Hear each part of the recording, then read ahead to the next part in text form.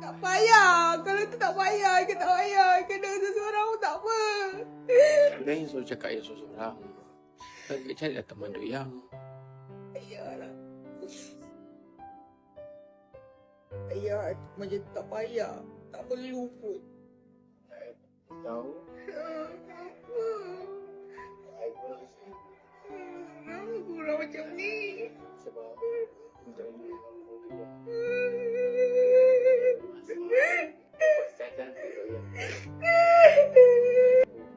Itu perasaan. Kenapa dia macam ni?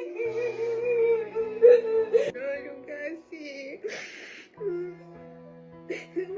Kenapa jangan nak kahwin lain? Kan sedih tau. Tadi boleh ke tak?